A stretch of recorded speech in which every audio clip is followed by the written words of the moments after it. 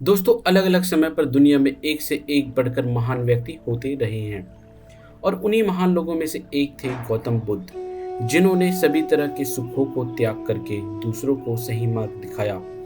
और अगर ये कहें तो अपने महान विचारों के दम पर उन्होंने दुनिया पर बहुत अच्छे परिवर्तन लाए, तो यह भी कोई गलत कहना नहीं होगा।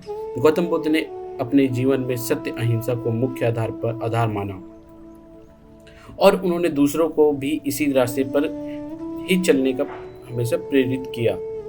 वैसे तो गौतम बुद्ध राज परिवार में जन्मे थे और उनके जीवन में कभी किसी चीज की कमी नहीं थी, क्योंकि वह जो भी चीज चाहते थे उन्हें तुरंत मिल जाता था। लेकिन उन्होंने दिव्य ज्ञान की खोज की में सभी सामाजिक सुखों का त्याग कर दिया और फिर अपने महान विचारों को बांटते हुए उन्होंने भगवान का दर्जा प्राप्त किया।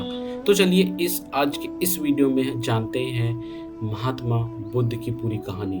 तो दोस्तों, इस कहानी की शुरुआत होती है करीब 563 ईसा पूर्व से, जब कपिल वस्तु के पास लुम्बिनी नेपाल में गौतम बुद्ध का जन्म हुआ था। उनके बचपन का नाम सिद्धार्थ गौतम था और वह राजा सुबोधद्रा और रानी महामाया के घर में पैदा हुए थे।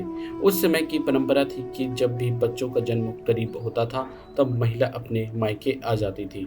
लेकिन जब महारानी अपने मायके कपिल वस्तु आ रही थी, तभी रास्ते में गौतम बुद्ध का जन्म का समय आ गया और इसीलिए लुम्बिनी नेपाल में एक पेड़ के नीचे गौतम बुद्ध का जन्म हो गया। हालांकि उनके जन्म के बाद उनके मां की मृत्यु 7 दिन के बाद हो गई थी। लेकिन बुद्ध जी को राजा के पास ले जाया गया, तब वहां पर रीति रिवाजों के साथ बच्चे का नाम सिद्धार्थ रखा गया और इनके नामकरण के दौरान कई नामी साधु संत आए थे। उन्होंने सिद्धार्थ के बारे में भविष्यवाणी की कि यह महान राजा बनेगा या महान साधु।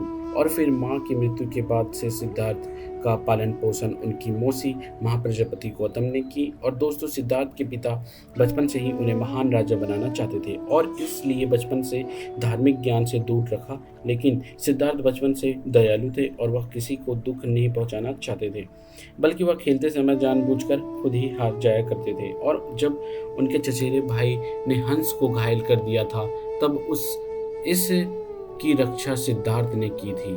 और शायद ये कहानी आप में से ज़्यादातर लोगों ने सुनी होगी। यही सब बातें तो थी जो सिद्धार्थ को सबसे अलग बनाती थी। हालांकि जब सिद्धार्थ 16 साल के थे तब उनकी शादी राजकुमारी यशोधरा से कर दी गई और फिर इसी समय से वह लगातार कई सारे धार्मिक सवालों का जवाब ढूंढने लगे। और फिर अपने युवावस्था में बाहर निकल कर जनता के बीच में गए। तब अपनी इस यात्रा में उन्होंने बीमारी, बुढ़ापे और सांसारिक दुखों की तरह की बहुत सी ऐसी बातें जानी। उन्हें ऐसी बातें पहले कभी नहीं पता थी। और फिर अपने पिता के विरुद्ध उन्होंने एक रात महल छोड़ने का फैसला ले लिया और फिर बाहर आकर उन्होंने निश्चय किया कि वह दिव्य ज्ञान की प्राप्ति करेंगे। और फिर यहीं से शुरू हो गई गौतम बुद्ध की यात्रा। वह महल से निकलकर अमोनिया नदी के तट पर पहुंचे, जहां उन्होंने अपने पहले बाल कटवाए और फिर साधु के कपड़े में आ गए। और फिर वह राजगाह पहुंचे, जहां पर भिक्षा मांगने लगे। उस वक्त भिक्षा मांगने के दौरान मगध के राजा भीमसागर के लोगों ने सिद्धार्थ को पहचान लिया और फिर राजा के दरबार में उन्हें लाया गया। तब विभिन्न सार ने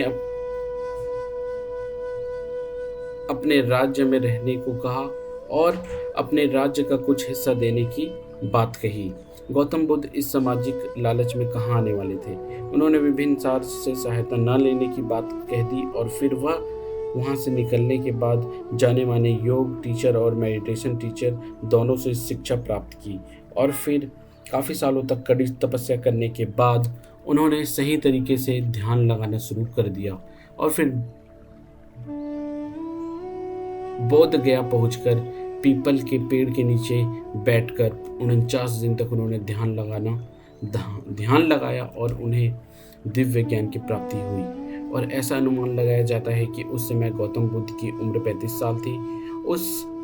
फिर 80 साल की उम्र तक प्रचार प्रसार में लगे रहे और इस दौरान उन्होंने अपने बहुत सारे फॉलोअर्स भी बनाए, क्योंकि उनके दिखाए गए मार्ग पर चलते रहे। और दोस्तों आज के समय में भी देखा जाए तो गौतम बुद्ध के फॉलोअर्स करोड़ों में हैं, जिनमें कोरिया, चीन, जापान और नेपाल, भारत जैसे देशों के बहुत सारे लोग देखने को मिल जाएंगे।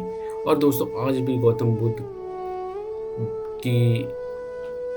बुद्ध द्वारा दी गई शिक्षा लोगों को इंस्पायर करती है। उम्मीद करते हैं सिद्धार्थ से गौतम बुद्ध बनने तक की स्टोरी आपको पसंद आई होगी।